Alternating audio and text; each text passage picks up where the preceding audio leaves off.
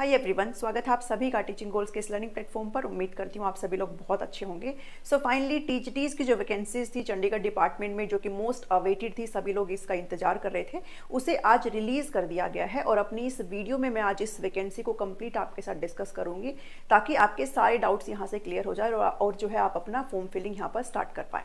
इसमें मैं आपके साथ बात करूंगी कि एज एलिजिबिलिटी क्या रहने वाली है, कितनी पोस्ट है यहाँ पर, और जो मोस्ट इंपॉर्टेंट थिंग है एलिजिबिलिटी को लेकर के आपके बहुत सारे डाउट्स रहते हैं, तो वो इस वीडियो में क्लियर करने की कोशिश करूंगी। साथ ही एग्जाम पैटर्न की हर एक चीज आपके साथ डिस्कस करूंगी इस वीडियो में, और उम्मीद करूंगी कि आपको ये पसंद आएगी और आपके एक भी डाउट यहाँ पर नहीं रहेंगे। फिर भी अगर एंड ऑफ द वीडियो आपके अगर डाउट रहते हैं तो आप कमेंट करके जरूर पूछ लें, मैं आपको रिप्लाई करने की पूरी कोशिश करूंगी। चलिए स्टार्ट करते हैं अपनी इस वीडियो के साथ। इसके साथ ही चंडीगढ़ डिपार्टमेंट के अंदर आपकी जितनी भी पोस्ट होती हैं, पीजीटी, जेबीटी, पीआरटी, जो एनटीटी, हर वैकेंसीज आपकी रिलीज हो चुकी हैं। चलिए स्टार्ट करते हैं इस वैकेंसी के बारे में। तो टोटल पोस्ट की अगर सबसे पहले बात करें तो 303 पोस्ट है। और मैं आपको ये भी बता दूं कि ये जो आपकी पोस्ट है वो कैसी है, वो आपकी परमानेंट पोस्ट है, जिसको आप स्थायी पद बोलते हो। ठीक है, तो परमानेंट वैकेंसी है, ये आपकी कॉन्ट्रैक्चुअल नहीं है। अगर मैं इनको डिफरेंट सब्जेक्ट्स में अगर कैटेगराइज करूं तो आप अपने स्क्रीन पे भी देख पा रहे होंगे यहाँ पर, और मैं कैटेगरी वाइज भी आपको मैं जो स्क्रीन पर देख पा रहे होंगे, और वहाँ पे मैं आपको टोटल बता भी देती हूँ कि डीपी यानी कि फिजिकल एजुकेशन के 35 पोस्ट है यहाँ पर। मैथमेटिक्स के सबसे कम पोस्ट है यहाँ पर, जो कि सिर्फ 8 पोस्ट है। हिंदी के 17 है, इंग्लिश के 14 है, संस्कृत है, एसकेटी 24, और पीबी यहाँ पर पंजाबी है, दैट इज 19। फाइन आर्ट्स के सबसे ज्यादा पोस्ट है, दैट इज 54। उसके अलावा होम साइंस की 19 पोस्ट आई हुई है, संस्कृत की 24 है। और साइंस का मैंने यहाँ पर एक चीज देखी कि साइंस के इन्होंने 2 टुकड़ों में तोड़ा हुआ है, जो कि मेडिकल की है 26 पोस्ट अलग से आई है, और नॉन मेडिकल की 48 यानी कि बिना बायो के 48 पोस्ट आई है। उसके अलावा एसएसटी की यहाँ पर 24 पोस्ट आपकी रिलीज हो रखी है। ठीक है, तो चलिए स्टार्ट करते हैं। अब डेट की बात कर लेते हैं कि कब आपके फॉर्म फिलिंग है वो स्टार्ट होंगे। तो डेट यहाँ पर आपका 26 फरवरी रहने वाला है, और आप 18 मार्च तक इसको अप्लाई कर सकते हो। यानी कि अगर कहने की बात यह है कि आपके काफी दिन यहाँ पर आपको मिल जाते हैं। ठीक है, एज की बात करें तो 21 से 37 साल आपका यहाँ पर दिया गया है। मैंने यहाँ पर सिर्फ 37 ईयर्स लिखा है। और अगर क्रूशियल की बात करें कि आपको कब तक के लिए कैलकुलेट करना है, तो 1/1/2024 से आपको क्या करना है, कैलकुलेट करना है। ठीक है, 1 जनवरी 2024 से आप अपनी एज को कैलकुलेट करेंगे, इसके बाद आप फर्दर कैलकुलेट नहीं करेंगे। और आपकी एज जो है वो 37 ईयर्स यहाँ पर होनी चाहिए। इतना यहाँ से क्लियर हुआ। अब आते हैं मैक्सिमम जो जिनको डाउट रहता है एलिजिबिलिटी को लेकर के। तो इसमें एलिजिबिलिटी का ऐसा कुछ भी नहीं है, बहुत ही सिंपल तरीके से आपको योग्यता बताई गई है कि कौन कौन इसमें फॉर्म यहाँ पर फिलअप कर सकता है, और मैक्सिमम यहाँ पर आप जो है अपनी पोस्ट के लिए अप्लाई कर सकते हो यहाँ पर। तो सबसे जो मेन चीज है आपकी वो ये बताई गई कि आईसीटी का स्किल कोर्स, जो कि चंडीगढ़ एजुकेशन डिपार्टमेंट में आपकी हर वैकेंसी में होता है। ठीक है, आपका एक कंप्यूटर कंसेप्ट आपका कोर्स होता है, जिसके बारे में मुझे लगता है सबको ही जानकारी होगी।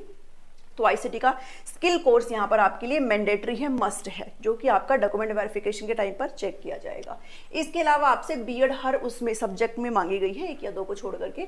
तो बीएड में आपका 50% एग्रीगेट यहाँ पर होना चाहिए। मैंने जहां पर भी आपको 50% लिखा है, इसका मतलब क्या है, एग्रीगेट आपके 50% हो। ठीक है, चलिए स्टार्ट करते हैं फर्स्ट के साथ। फर्स्ट जो सब्जेक्ट है वो है साइंस का और नॉन मेडिकल के लिए, क्योंकि इन्होंने साइंस को 2 कैटेगरी में डिवाइड कर रखा है। तो नॉन मेडिकल के लिए आपने क्या करा हुआ होना चाहिए है, इसके लिए आपका ग्रेजुएशन हो, आपकी डिग्री हो, डिग्री में आपने क्या पढ़ा हो, फिजिक्स, केमिस्ट्री और मैथमेटिक्स आपने पढ़ा हो, तो ही आप इस फॉर्म के लिए यहाँ पर एलिजिबल है।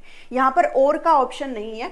इन्होंने कहा है कि फिजिक्स आपने पढ़ा हो, केमिस्ट्री आपने पढ़ा हो, मैथमेटिक्स हो, और सभी में एग्रीगेट मिला करके आपके 50% मार्क्स अगर बनते हैं तो आप यहाँ पर एलिजिबल हो जाते हो। साथ ही अगर आपने बीएड कर रखा है वो भी मैथ और साइंस से, उसमें भी आपके 50% मार्क्स एग्रीगेट होने चाहिए है। इसके अलावा आपने सीटेट पेपर 2 पास कर रखा हो मैथ्स एंड साइंस में, तो आप इसके लिए पूरी तरीके से एलिजिबल हो जाते हैं। ठीक है, फिर से रिपीट कर देती हूँ कि फिजिक्स, केमिस्ट्री, मैथ आपने अपने ग्रेजुएशन में पढ़ा हो, आपके एग्रीगेट 50% मार्क्स हो, आपने बीएड कर रखी हो मैथ्स एंड साइंस में, ऑब्वियसली बात है, आप अगर ये चीज पढ़ते हैं तो आप बीएड भी मैथ्स एंड साइंस में ही करेंगे, तो आपके 50% मार्क्स वहां पर एग्रीगेट हो, आपने सीटेट पेपर 2 यहाँ पर दे रखा हो, तो आप यहाँ पर एलिजिबल हो जाते हो।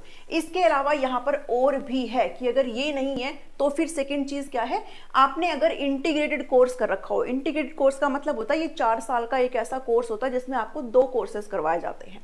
ठीक है, बीएससी बीएड यानी कि इस कोर्स में आपका ग्रेजुएशन प्लस बीएड कंबाइन होता है, उसे इंटीग्रेटेड बोलते हैं।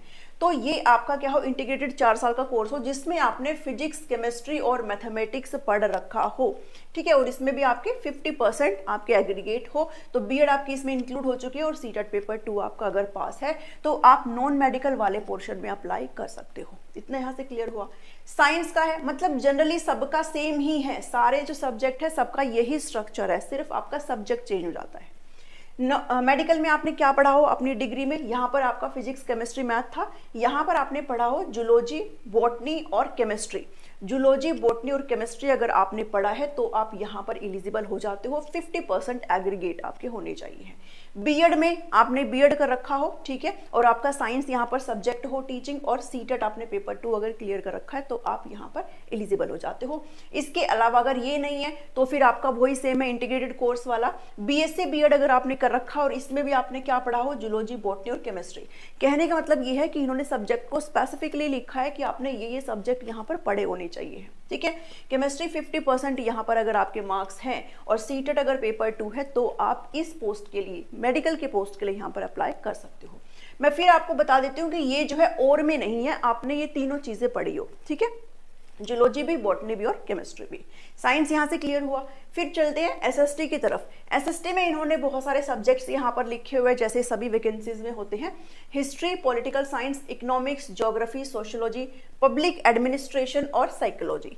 इनमें से अगर अपनी ग्रेजुएशन के दौरान आपने कोई भी दो सब्जेक्ट अगर पढ़े हैं और आपके 50% मार्क्स है एग्रीगेट तो आप एलिजिबल हो जाते हो।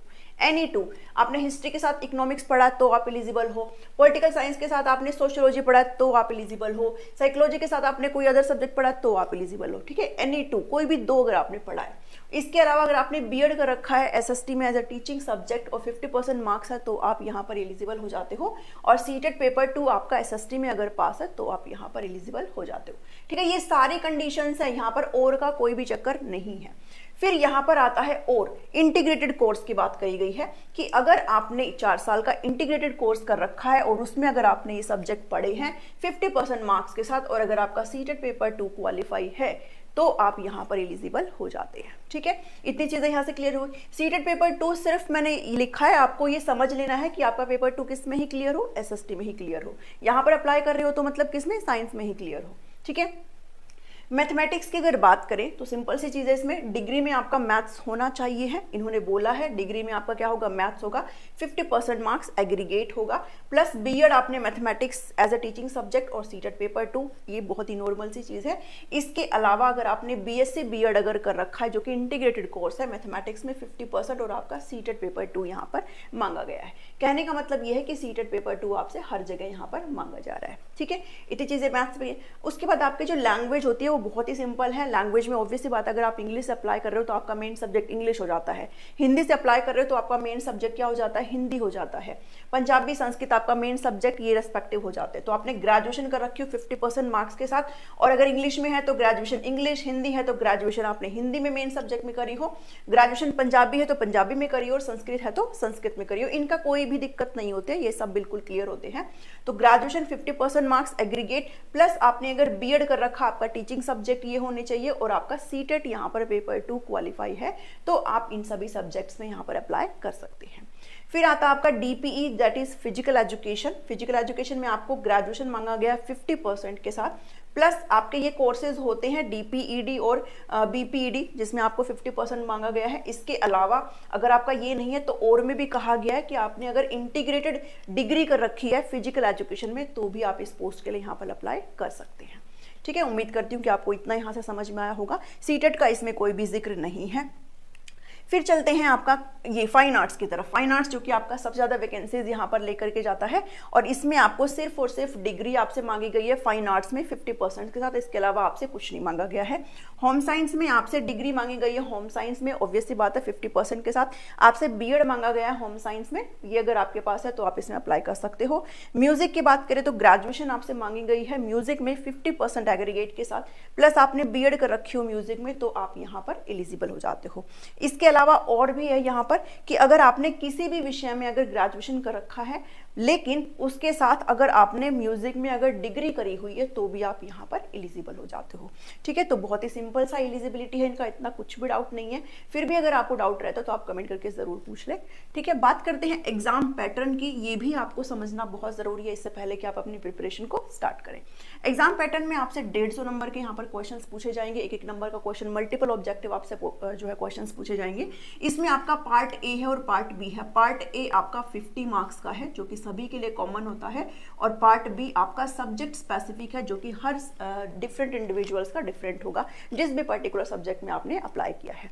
इसमें आपको एक चीज और ध्यान में रखनी है कि पार्ट ए और पार्ट बी दोनों में आपको 40% मार्क्स लाना अनिवार्य है।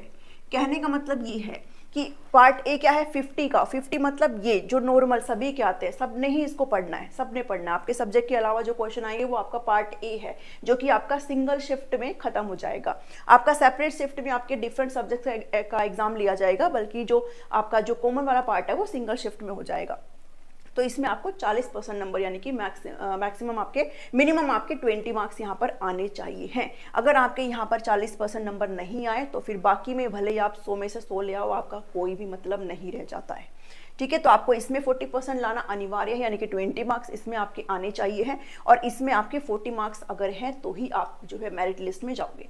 बट इसका मतलब ये नहीं है कि आपका उसमें सिलेक्शन हो जाएगा। सिलेक्शन ऑब्वियस सी बात है उनका ही होगा जो ज़्यादा से ज़्यादा नंबर लेंगे। तो कहने का मतलब ये है कि 50 में से आपको ज़्यादा से ज़्यादा नंबर लेना है मेरिट लिस्ट में बनने के लिए, और 100 में से भी आपको ज़्यादा से ज़्यादा स्कोर करना है मेरिट लिस्ट में नाम लाने के लिए। इतना चीज़ें समझ में आया। नेगेटिव मार्किंग है यहाँ पर 0.24 की 1/4 की नेगेटिव मार्किंग है यहाँ पर, हर पेपर में होती है चंडीगढ़ में। ठीक है, अब आपसे पूछा क्या क्या जाएगा, तो जनरल अवेयरनेस का जिसमें आप स्टैटिक वाला पार्ट पढ़ते हो, रीजनिंग और अर्थमेटिक एंड न्यूमेरिकल एबिलिटी के आपसे 12 क्वेश्चन यहाँ पर पूछे जाएंगे। आईसीटी के 12 क्वेश्चन पूछे जाएंगे। इंफॉर्मेशन एंड कम्युनिकेशन टेक्नोलॉजी के, टीचिंग एप्टीट्यूड एंड पेडागोजी के आपसे 12 क्वेश्चन यहाँ पर पूछे जाएंगे। उसके बाद लैंग्वेजेस आ जाती है जिसमें आपसे 14 क्वेश्चन पूछे जाएंगे।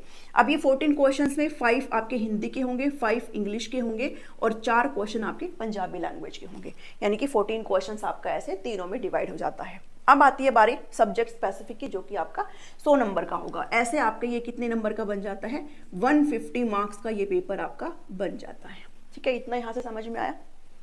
फिर बात करते हैं मेरिट कैसे बनेगी। मेरिट इसमें कोई भी इंटरव्यू नहीं है। आपका सबसे पहले कितना ऑब्जेक्टिव टाइप पेपर होगा 150 नंबर का, आप इसमें जितना ज्यादा स्कोर करेंगे उतने आपके चांसेस बन जाते हैं। उसके बाद आपका स्क्रूटनी होगा, डॉक्यूमेंट वेरिफिकेशन होगा, एंड देन उसमें आपका आईसीटी वाला जो स्किल कोर्स सर्टिफिकेट है वो भी आपका चेक किया जाएगा। उसके बाद जिसके जितनी ज्यादा नंबर है उस बिहाफ पे आपकी मेरिट लिस्ट यहाँ पर प्रिपेयर होगी। ठीक है, और स्क्रूटनी में भी यहाँ पर आपको बताया गया है कि 3 टाइम्स कैंडिडेट को बुलाया जाएगा। ठीक है, 3 टाइम्स जो भी आपकी पर्टिकुलर कैटेगरी है उसमें जितनी पोस्ट है उसका 3 टाइम्स आपका बुलाया जाएगा। ठीक है, स्क्रूटनी में।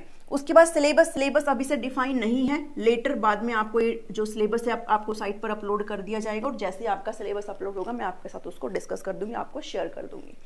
फिर नोट में एक चीज यहाँ पर इन्होंने लिखी है कि मान लो किसी कैंडिडेट के अगर सेम मार्क्स है, अगर उनके सेम मार्क्स है, मान लो अगर ए और बी कैंडिडेट है उनके जो है सेम मार्क्स आ रहे हैं, लेट्स से कि उनके 75 और 75 दोनों के ही 75 मार्क्स हैं, तो फिर यहाँ पर कहा गया है कि जिनके बीएड में ज्यादा मार्क्स है, अगर ए के जो है बीएड में बी से ज्यादा मार्क्स है तो ए को यहाँ पर प्रेफरेंस दी जाएगी। फिर भी अगर मान लो किसी के इतना संयोग अगर बैठता है, किसी का अगर सेम है वहां पर बीएड में भी, तो फिर जो सीनियरिटी में होगा, जिसकी एज ज्यादा होगी, उसको यहाँ पर प्रेफरेंस दी जाएगी। ठीक है, तो इतना ध्यान में रखिएगा कि बीएड को प्रेफरेंस दी जाएगी, बीएड के आपके कितने मार्क्स है उसे प्रेफरेंस दी जाएगी, और अगर इससे भी बात नहीं बनती, इससे भी अगर टाई हो जाता है तो फिर आपकी सीनियरिटी को देखा जाएगा मेरिट लिस्ट को प्रिपेयर करते हुए। इतनी चीजें यहाँ से क्लियर हुई। सो इस वीडियो में इतना ही है। मुझे लगता है मैं आपके सारे डाउट यहाँ पर सॉल्व करने में सक्सेस रही होगी, और इस वीडियो को अगर आप पसंद करते हो तो ज़रूर लाइक करें, सभी के साथ शेयर करें जब, ताकि सभी को ये जानकारी मिल सके। आपकी फॉर्म जो है वो जल्दी ही निकल जाएंगे, 26 फरवरी से निकल जाएंगे। आप इनको ज़रूर भरें अगर आप एलिजिबिलिटी रखते हैं तो, और अपनी तैयारी आप स्टार्ट कर सकते हैं। जैसे सिलेबस आएगा मैं आपके साथ डिस्कस करूँगी। कोई भी डाउट आप कमेंट सेक्शन में ज़रूर पूछ सकते हैं, मैं आपके सॉल्व करने की कोशिश करूँगी। सब्सक्राइब कर लीजिए टीचिंग गोल्स को। मिलती हूँ नेक्स्ट वीडियो में। Thank you, thanks for watching me.